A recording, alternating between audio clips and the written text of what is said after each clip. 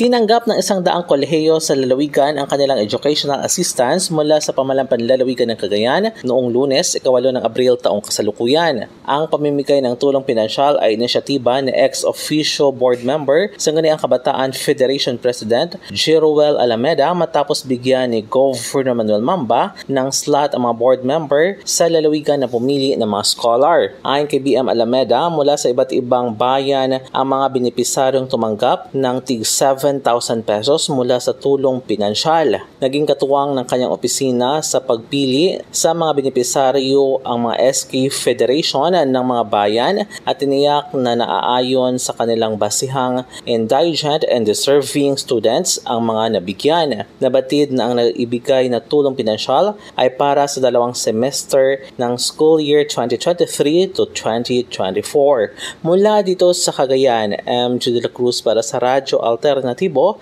Balita Nationwide.